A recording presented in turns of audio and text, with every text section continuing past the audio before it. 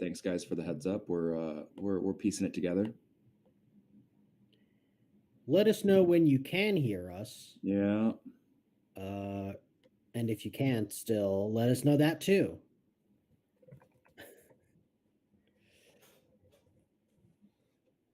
Good now. Oh, it says we're good now. Hey. Yeah, we are good now. We're How doing you well. doing, nightly funky cat? I see some familiar names in here. Welcome back. We got Hackage in here. Uh-oh. So let's dive right into it then. Yeah. You probably noticed Carter's not with us today, but that's all right. We got two new faces that we definitely want to introduce to you guys. Super excited to have these dudes on the team. We're kind of pushing forward where we're getting into the meat and potatoes of building this 3D game, and we got two fantastically talented writers and leaders joining our ranks. So why don't you guys just introduce yourselves? Who wants to go first? We got two new faces. We got to get the Twitch chat involved with you guys. I'm Jonathan Cowan. I'm one of two of the new narrative leads over at Cryptomon. I have a background in games and animation. You guys can look me up on IMDb if you want, but I've done everything from Young Justice to Justice League Action, and then I've been working in games for a little over 5 years now, and I teach game design and narrative design at UCLA. So if you ever want to learn from me, you can take one of my extension courses. And I'll pass it on over to Greg. Hi, I'm Greg Hahn. I'm a writer. I've done mostly worked in the world of animation. So I've worked on shows like Sonic Boom and Transformers Dot thanks, buddy. So you can also look me up on IMDb and see all of my credits. I don't have as much game experience as John, but we have a camaraderie, and we have a similar sensibility, and I think we're going to be able to add a lot to the Cryptomon team and help really build out the story and make it a fun experience that feels like a higher level version of Pokemon, which is kind of what this game is aiming to be, right? Yeah, absolutely. I mean, when we came aboard, it was really important to us to figure out what the pillars of this game should be in terms of what kind of experience we were trying to create and what the themes of the narrative were. And what we came up with was freedom, which I think we share with the original Pokemon, with a lot of RPGs, a lot of the early exploration games like Zelda. But the two things that I think are very unique to us, the other two pillars, sophistication, which means unlike the original Pokemon, we do not take shortcuts in world building. We do not ever not explain something because it's easier to hand wave it away. We try to be as rigorous in our world building as we would be if it were just like, a science fiction world or something. And then the other one is edge, right? Like this is really the kind of Pokemon we would want to see now as adults. So it's important to give it a little teeth. Yeah. Not to reiterate, but you guys all know, if you've ever played Pokemon before, there's a lot of sophisticated game mechanics involved, but where that game always lacks, and I'm a big Pokemon fan, so I could say this from experiences, but the game always lacks is like a compelling story or a different story every time. Every time you play it, you're a little boy, a little girl with a single parent. You go pick your starter Pokemon, you're going on an adventure, and that's it. And yeah, there's some sort of legendary at the end, but besides that, it's just kind of the same thing over and over again. And so this time around, now that we're doing Cryptomon and we're jumping into this world, we want to be able to flesh it out with stories of all different types and things that feel higher level and you don't want to feel boxed in. And so we really want to be able to expand that kind of universe and make it into something that feels high level, that feels like you're rather than playing a game that's made for 8-year-olds, you're playing a game that feels more like something HBO might produce. Yeah. So I think with all that in mind, Cole might have some questions for us, and we're happy to field questions from all of you. Thank you for all the positive stuff here in the chat. It's really nice to know you guys are excited. Hi Ivan. Hi my online name. It's a very clever one. Yeah, we're in an awesome community here. I mean, the engagement has been great. And feel free, guys, in the chat to bring any questions up that you guys are curious about their thoughts on game design as well as their thoughts on specifically designing a game like Cryptomon. And from my perspective, I'm more of a designer, less of a writer, more of a sound guy. But working with these guys, it's unique because we come from a game that is unlike Pokemon, where the world is Kanto or the world is this other region that's kind of an abstract, kind of like Earth, but you're just told that it's not Earth and that you shouldn't expect it to be anything like Earth. It's not too interesting. But in Cryptomon, there's Earth and Kogia as part of the games. So there's a realism that we're kind of forced to reckon with, or we have the pleasure of reckoning with. We get to deal with this complicated situation. We've already seen, if you check out the website, you can see that theme of Earth and Kojio, two worlds colliding, that's really the opening of this story of the Cryptomon world. So what do you guys think about what does it mean to make a game that happens in two places at once? What happened? What does it mean to make a world that has to exist on Earth too? A story that happens both on Earth and in a fantasy world. It's unique. I'm not sure if I've seen it before in a game, and that's one of my most excited things to be working on this game is that. Well, famous science fiction writer Theodore Sturgeon said writing sci-fi is as simple as asking the next question, right? So, what if there was a planet full of fish people? What if, what would they breathe? What would their culture be like? How would it be different based on the initial question that was posed, right? So it's really how I try to approach any kind of storytelling. The difference here is that you have this constant reminder, right? Is because these people come from Earth, because it is Earth institutions acting on the Kogian world. You are constantly reminded, like, oh yeah, I live in Earth, and Earth is complicated, right? It's like in Star Trek, which I'm a huge fan of. You frequently represent these alien races as like Planet of the White Hats, like just we're the race that all believes one thing, right? But like humanity is very far from that, right? Not even everyone within an organization, not even anyone within a department all believes one thing, right? So I think we've had a lot of fun talking about what the various potential viewpoints in interacting with a brand new fantasy world like Kojima might look like for us complicated, flawed Earthlings. Yeah. Going back to the question of what it's like playing with two worlds, that's something that I mean, Cole, because you're in our writing room, but we were just discussing this, the idea that yes, we're spending this game, the game that's going to be coming out, it's going to be almost all in Kogia, pretty much all in Kogia, but the world of Earth exists simultaneously. So how did how do they affect each other, right? Like there's a portal that's going to be taking us from one to the other, and so the things that happen in Kogia could affect what's happening on Earth, and things that happen on Earth could affect what's happening in Kogia.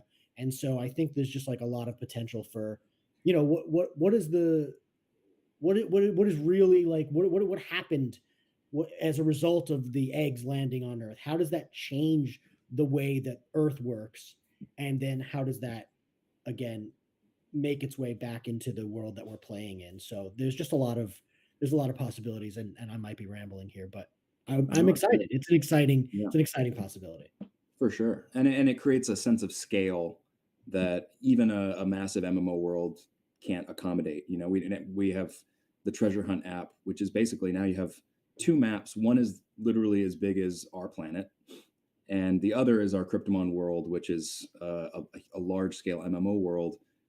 But the story happens at even a larger scale, and so I think it really allows for some really, again, like John mentioned, that humans are complicated. We're just Earthlings, and we might mess things up. It's not going to be so simple.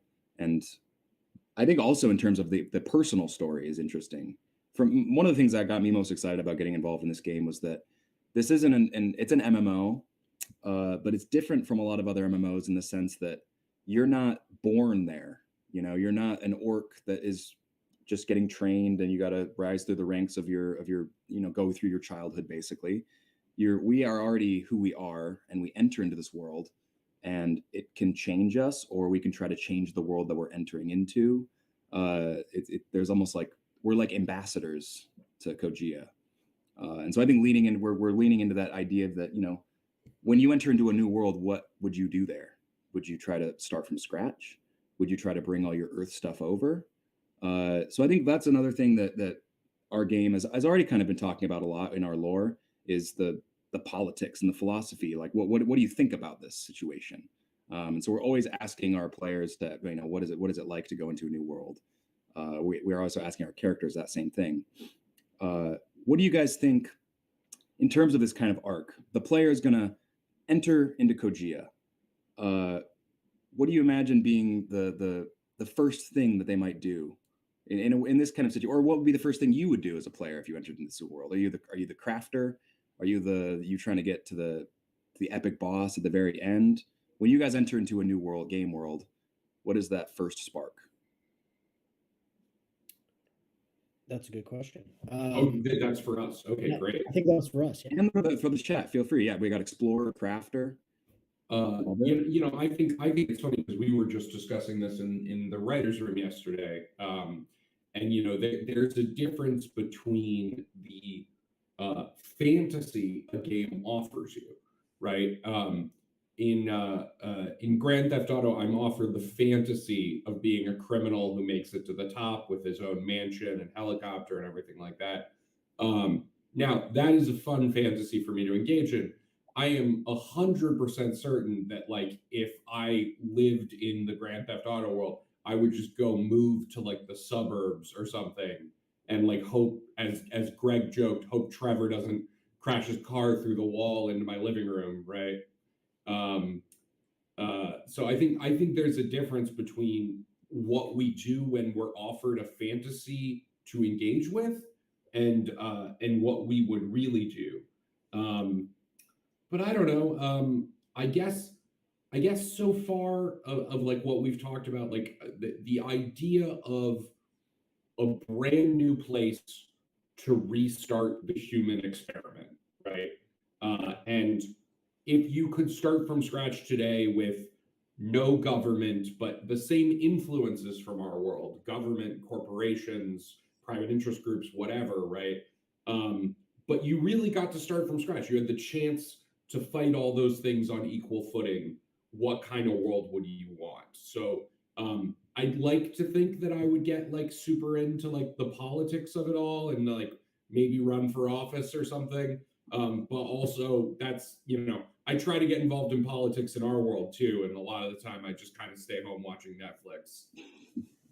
Yeah. I noticed that in the comment section here, my online name said exploration. And that's kind of the first thing that I do when I start an open world kind of game where it's like, you could do anything. You can jump into this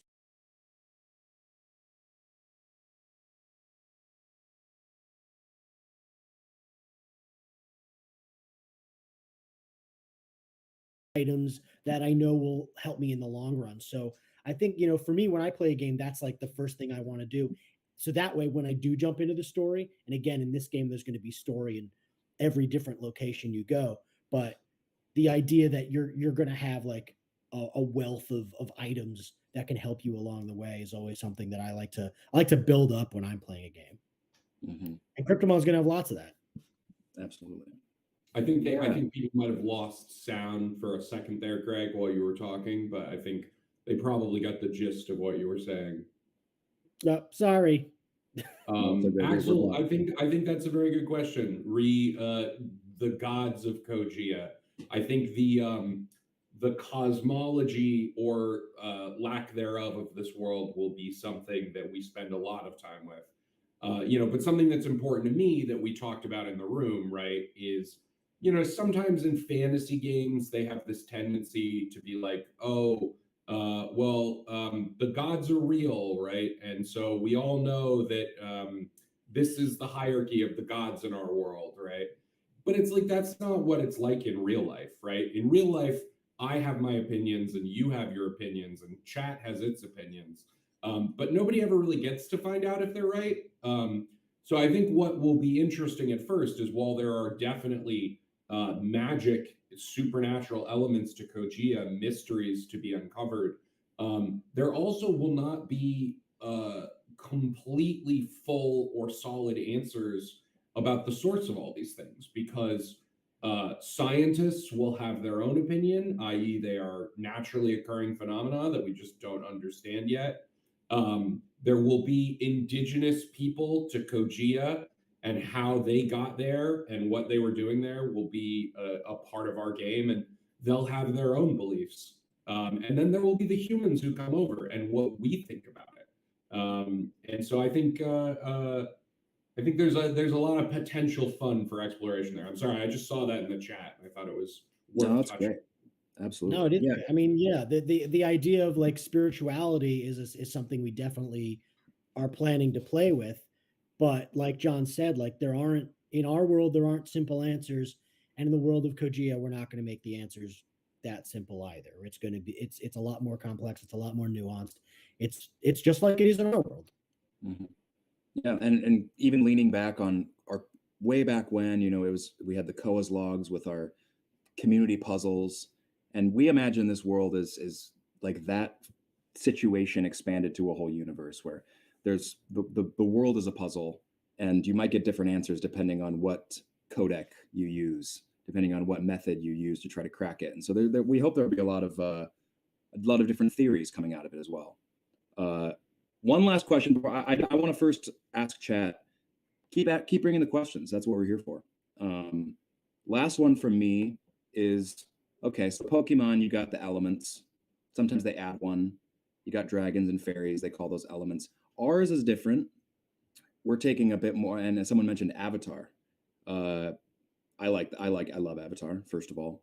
And I imagine even both Avatar and the James Cameron's Avatar and Avatar: The Last Airbender, these fantasies work really great for us. But what do you guys what jumps out to you about the elements, the 8 elements as a storytelling tool? Is there something inherent to them that makes it beautiful to write stories about them? Is it difficult to write stories about elements because it doesn't have as much of a human thing? Is it hard to not have an answer like the god of this element? What do you guys think about this setup? What was that for us? Yeah, I And think all of y'all. he's entreating chat to continue throwing out the questions, but I think we Yeah. can assume for us, yeah. Sure. I don't know, Greg, you want to field this?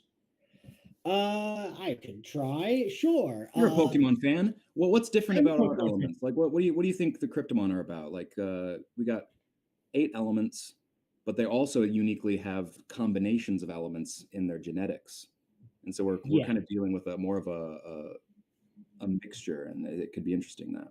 Yes. And I think at this point we're still not entirely clear on whether the multi-elemental factor will have mechanic, repercussions.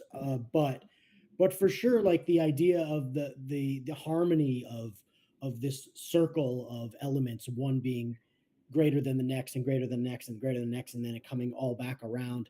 That's just a natural. It's basically an expanded, you know, rock paper scissor game, but with more of a spiritual twist. It's I don't know. It's a lot. I think it's as far as game mechanics go, it's certainly something that makes it like easy to kind of follow. And then as far as story goes, there's infinite number of potential with when you've got something like ghost as as an element, right? Like what does that really mean? And we're gonna delve deep into it. I don't want to like give anything away, not that we have all the Yeah. answers yet, but um I don't know. It feels like it's a great starting point, and it really allows us to kind of, we all understand like fire beats ice, but it's more than just fire beats ice. There can be a story behind the fire, and the ice, as we've seen George R. Martin and many others tackle. But like, I know that we can do it in a fun way. Yeah, and to riff on what Greg's saying, I think it's an inherently gamified concept, right? Going back to the original, Mario and whatever, right? Always in video games, it's like, oh, here's our ice world, here's our fire world, here's our desert world, right? And so it speaks uh, about environment, it speaks about game mechanics, as Greg says. It creates a more sophisticated kind of rock paper scissors of like what trumps what. And I guess the element that I maybe find most interesting is like the concept of balance, like all of these things existing in balance, and what it might mean for a place to have perfect balance before humans get in there and mess it up, because we are very unbalanced creatures. And I think most of us spend our lives, well, I think maybe there are some people who don't, but I think a lot of us spend our lives searching for some kind of balance, um, like our desires bring us pain, but also without want we would lay down and die. How do you find some perfect equilibrium in that? And in many ways you probably can't. And accepting that is a kind of balance of its own. Mhm.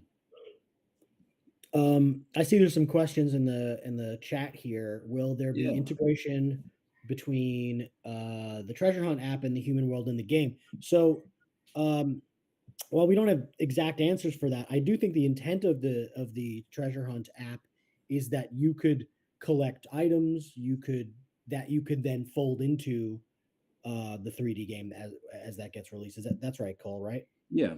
Yeah. And so So I that mean, that kind of represents like the Earth story in a easily accessible way, and we'll keep exploring ways to integrate the Earth story and let the players play across the portals. But that treasure hunt, yeah, exactly like Greg said, our intention is to push in that direction, which I think will be really exciting for sure. Luciano has an interesting question for us, which is, I wanted to know if we are going to interact in the open world and be able to read, see the animation, and even make choices in Cryptomon's dramaturgical plot. Like interact with characters that will open up an option for us to have contact with the plot. So let me try to tackle these in order. Um, we are just at the beginning of building the Cryptomon media empire, but transmedia has always been something I found very interesting. I was one of Servios's head writers in when we did the game Raw Data, and we did a little anime. We did 7 comic book short stories. We did audio logs that were accessible through the game, but that we also posted online. So I would imagine that long term, you would be able to see all kinds of these things. In terms of like affecting the plot as a player, um, well, Greg, we talked about this yesterday. Do you want to? yeah. Yeah, I mean, as we've discussed this before, the idea that there's a bit of a faction system. So more than likely, there are going to be like locked in plots, but as far as how you're perceived in this world and how you interact with different characters, that those interactions will be different based on choices that you've made. It, I don't anticipate. I mean, we're still in the early phases of this. I don't anticipate that there'll be entirely different storylines depending on the choices you make, but there will be different attitudes depending on the Yeah, the choices you make, right. and you'll also be getting different skill sets and collecting different items based on kind of your allegiances and your alliances and so on and so forth. Yeah, the right way to think about it might be more in changes to relationship than changes to plot, right? I think your choices will affect what other characters think and feel about you in this world, and that will matter to you because you will be spending a lot of time interacting with them, getting quests from them, etc. Um, in terms of you affecting the grand scale of Kogia, we are certainly discussing all kinds of options for that. And I think it's possible that, I mean, one of the things we have to keep in mind is it's an MMO, and as much as you are all individual empowered actors within this world, you are not the only special person. You're all special. You all have the power to shape Kogia. Uh, so, sometimes those major plot uh, uh, uh, results might come not just from your choice, Luciano, but from the aggregate choices of thousands or millions of players facing the same in-game event or choice. Yeah, it kind of loops back to that idea of going into a new world. Would you try to, rebuild Earth as you know it, or would you try to build something new that could never have existed on Earth? And so the idea is, yeah, a lot of it's about community. And so I think how people come together in this world, and guilds, we want to see how far we can make them influential.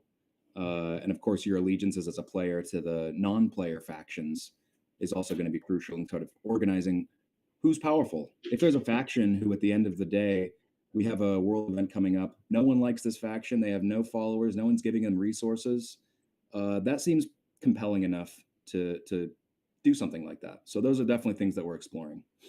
Let me grab another question here. We got, what will be the role of the legendary and ultra legendary Cryptomon in the Kogia? Will there be special story revolve around them? This is a great question. Do we have an answer for this, Cole? I think we know breeding is crucial, and a lot about the lineages of these Cryptomons and how they're related to each other is really interesting. And legendary and ultra legendary will definitely have they're all people already have them. Some people got these eggs in their wallets right now. Oh, that's a reference to specific Cryptomon that were released, and not a theoretical god. Yeah, so this is about, yeah, the people got them, and Yeah, okay. I'm really excited to see what they do with them, and also to see what we can do with them, because of course the player who holds that is part of that story, and I'm sure it'll play a lot into the breeding, because it's about the bloodlines. Kogia. Yeah. As far as if there'll be a special story around it, I mean, that's something we could talk about. It's not something we've delved into just yet, but like maybe it is something to consider, that since there are specific Cryptomon that already exist that are of a certain legendary or ultra legendary status, maybe there could be a subplot for that specifically. But we haven't delved into that yet. I saw there was another question just above that. What if by being able to make choices you lean toward good or evil, and your pets evolve accordingly and change their morphology? We've talked about that, and I think it's not explicitly good or evil either, right? Like that's Yeah. not how Yes. that's not how humanity works usually. I mean, there are certainly a few evil people out there, but generally speaking, I think people live in these gray areas where good people do bad things and bad people can do good things, and so your character may align with the faction that we would typically consider a little bit more evil, but that doesn't make you evil, and that doesn't make that faction inherently evil. I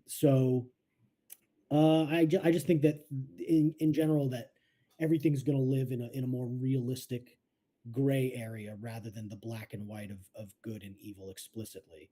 And whether that affects, go ahead, John. Oh, I was going to say, Basu, we have talked about the idea that your crypt that mythologically, narratively, your Cryptomon will be changed by how you live your life. So if you're slothful, your Cryptomon will get fat. If you're vengeful, it will get mean, etc. Right? That these things are kind of spiritually linked to us in an important way. Whether or not we can implement that from a systems perspective in the game, I'm not totally sure about, at least on a player-to-player basis, because Yeah. your Cryptomon are complicated. There are all of these different elements that go into determining what their design is, that have to do with the breeding system and all of that stuff. But it might be something that you see with NPCs, that their Cryptomon look a little different kind of based on who they are and the actions they take. Mm-hmm. At the very least, in with our crafting system and all the exploration, the way that you go about the world, if you're kind of behaving like a vagabond, you're going to end up dressing differently, and your Cryptomon's going to do the same thing, and you'll be making different things with your Cryptomon, going to different places with them. And so, on the experience side, I think it'll definitely be your choices and your attitude in the world is definitely going to put you in a different place than someone else who's trying to be the egalitarian. There's But a in lot of terms of great questions actually the here. morphology, that's complicated. I would love to explore it, but it's one of those things. Yeah, I was just saying there's a lot of great questions in this chat here. You guys are Yeah, asking you guys some are awesome. stuff. Hey, you've Luciano been also speed asked, running our first 2 weeks in the writers' room. Yeah. Luciano asked, what if we can earn elemental badges for dominating the world of each element in case their mission is destined for that purpose? That's entirely possible. I don't think we're quite there yet, but there will certainly be achievements along the way once you've completed storylines or had some major battles. There'll definitely be various achievements and items that you get as a result of that. I don't think we have anything explicitly locked in, but Yeah. the idea of badges, again, I'm a Pokemon fan, so I totally relate to wanting Yeah. something like that. And reputation, your reputation in Kogia is going to be crucial. And so, yeah, dominating a region is definitely going to do something pretty nice for you. Whether that's a badge, we'll see how it looks. What else we got? We level our Cryptomon in Genesis, and they're going to also be in Kogia. But curious if there's a leveling system in Kogia. If so, if your Cryptomon are maxed in Genesis? This might be a question for Brian. But what do you guys got? You got anything on this one? Well, as near as I understand it, your Cryptomon's level definitely shares between Genesis and the 3D game, right? Yeah. Yeah. Yeah. As to whether your individual player will have a level or skills that can be built up over time in the 3D world, I think that is still very much an ongoing conversation. Yeah. Yeah. But that is definitely an interesting question that we are asking ourselves as well. Anything else, guys? What else do you guys want to know? Hackage is telling us to tread carefully. Oh, I Brian's think we watching. handled that. I think we handled that pretty carefully, right? Yeah, there we go. Yeah. I like shiny things. I also like shiny things. Yeah. Oh, and I saw we skipped over this one, but I like this comment. I like that balance idea. I have a Kmon that's half water, half fire. That's badass. That's sweet. That's dope. Yeah, I have a half electro, half ghost. Kind of like a Rotom type Pokemon, Cryptomon here. Is Hackage one of us or is it one of the fans? Oh, that's Brian. Oh, yeah, I was wondering if it was Brian. Cool. Hey, Brian. You're like, shut up, Hackage. Who are you? Don't tell me to tread carefully. Very nice. Is there anything else you guys want to talk about? I mean, if you guys have any more questions, we're just going to be on for a few more minutes here. I wanted to introduce you to our new leads here. We're super excited to have these guys. As you can tell, they know their stuff. They're pumped. And we're having a lot of fun talking to you guys. But if you guys have any more questions, please let's get them in and we can wrap it up. And again, we'll be having these conversations every couple weeks, maybe once a month. We'll kind of feel it out. And as we go along, we'll be introducing more things like pictures and sharing with you guys a bit more details and sort of spoilers, as long as Hackage doesn't, is okay with it. We'll be building on it as we go along. We'd love to show you guys some of the stuff we've been working on. Now back to work. All right, Vasu. Is there a date for story mode in the game? I don't know. I think there is, but that would probably be a question for anyone on the implementation side. We just sit around and make up stories. We're the goofs. Yeah, I guess we could try to do a plug for the devs fireside chat. If you guys aren't hopping on those, you want to have some time to sit down with Brian. I know y'all do. So make it happen. Oh, here we go. Yeah, Hack is a big. Everyone in the company is trying to be the big spoiler. I like to think that maybe us writers we're going to be a bit more monk-like in that way. Yeah, we're going to be the the rest of you guys can be the Tom Hollands. We'll be the the Robert Downey Juniors. Yes, here we go.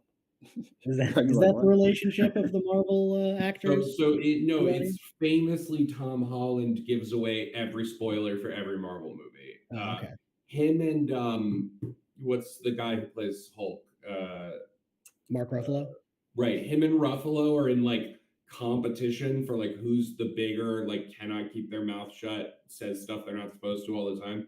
Ruffalo left his phone live streaming on in his pocket during the premiere of Endgame. That's And someone had to like frantically find him in the theater because he live streamed the audio of the first 20 minutes of the movie. Jeez Louise. Yeah. So So we're we're here gonna to be talk better than Marvel. that. We're here to talk Marvel spoilers all day. You guys let us know in the Well, chat. welcome to Marvel Chat. This is the Marvel stream.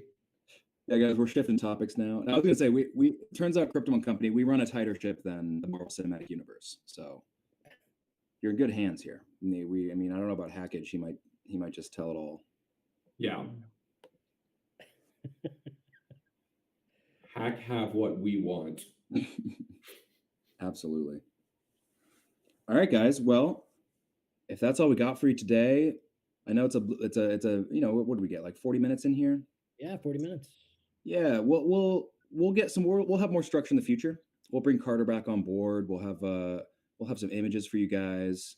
We're super pumped to get that stuff and let you guys know kind of what's shaping up. Keep you guys updated. Any last words, John and Greg? Honestly, it's super exciting to be on board. You can tell we both have a passion for this kind of material and the opportunity to bring it to the kind of place that we would want to see now as adults. It's just been a privilege. Yeah, it's been a ton of fun so far, and I'm excited to dig in deeper. I feel like we're still just scratching the surface, even though we've been working on this for a little over a month now. Just like there's so much more to Kogaea that's already fully realized and figured out, and now we're just kind of helping form that story and smooth out the edges and expand on all the characters. So it's been a ton of fun. Yeah, Absolutely. And thank you guys in chat for coming along and asking your questions. Your curiosity gets us even more curious about what could happen in this game. It gets us even more excited. So thanks for bringing that energy, guys. When Ninjas and Pirates. that'll be in the first release. That'll be immediate. I think that's coming out in the 2D the game, answer right? to that Package? question is always. There always are. Yeah. There have never not We're actually been scrapping Ninjas and elements. Pirates. Yeah. So it's gonna be Ninja type and Pirate type Cryptomon. Yeah, those are dropping. I think immediately, right after we sign off. Yeah, right when we end stream, you guys can go and check out that. See, I didn't think he was asking a question about the game. I just thought he was asking a question about life, like when Oh, ninjas. and we should pirates- debate about ninjas versus pirates. All right, I'll go first. I like pirates more. They have really? access to trade routes, and they're much more savvy with. I love that Cole's idea of what makes a thing cool is like mercantilism. I mean, come on, man. Like kids booty. are fighting on the playground, and Cole is like, ninjas really don't have any economic policy to speak of. They don't have tact. I mean, come on. All right, you go. What's Super your Saiyan defense came of being on. ninjas? I Are you guess gonna I go that guess way? I would say I always thought the more interesting question was caveman versus astronaut, but I'll go with ninja on ninja versus pirate. Yeah, I mean, it's hard to choose. I mean, the thing is, pirates have figured out that when a limb is cut off, you can replace it with, any sort of A blunt hook. object. That's smart. And Savvy. ninjas just kind of lose their career when they lose limbs. So, Right. so I think pirates being more resilient, I'm going to give the edge to the one-eyed, one-legged, one-handed pirates. Also, I think pirates are less bound by the inverse effectiveness rule. Where like there's the inverse effectiveness rule of ninjas, which is that if you're fighting one ninja, it's going to be like a very dangerous fight. But if you're fighting like 100 ninjas, they just go down like sandbags. So there you have it, guys. That's I think we covered all the bases. we There's did no it. debate. I think Basu has a much better argument than really any of Okay, fair enough. ninjas because they have throwing stars and stuff. It's true. It's true. Yeah, that's the perfect explanation. Can't argue with that. We're waiting to All live right, in the world guys. for Dia. Me too, man. It's gonna be great. All right, y'all. This was lovely. This was great. We'll call it here. As you can tell, we also love to field out of the blue questions. So load those up for next time. Oh, caveman versus astronaut. Well, is We'll the save it for caveman in next time. space or is the astronaut in a cave? I feel like an Well, so astronaut in a cave is just as here's your workable. question, right? Well, So let's like get yeah, into it. Let's do it. let's assume like basic like Planet of the Apes rules. Like he crash lands, he went through a time portal. He's in caveman times now, right? Now the Mm. question is, astronauts are very smart people. Does the ingenuity of an astronaut beat the primal ferocity of a caveman? How much fuselage from the shipwreck does he get to use? Yeah, I mean, How Uh, rich is it? if the shipwreck survived, then he's at an advantage. But if not, I mean, what can somebody who's mostly mechanically inclined? What are they going to do with a bunch of sticks and dirt? well, he could do like what Captain Kirk did versus the Gorn. He could make like a little cannon that like shoots rocks. Yeah, or he can get clubbed over the head by an angry caveman, and then that's it, and then it's over. That's what I mean. Strong opinions in the Yeah, astronaut versus caveman community. Man, yeah, you jumped that one on me. I'd never heard that one before, and now it's too much on my mind. And always caveman. Yeah. always caveman, unless ray gun. Unless Reagan. Fair enough. uh, all right, guys, this has been All right, great. guys. We will Okay. have more caveman, ninja, pirate, spaceman talk next time. All right, y'all. Okay. Be good. We're gonna shut it out here. Thank you guys so much. See ya.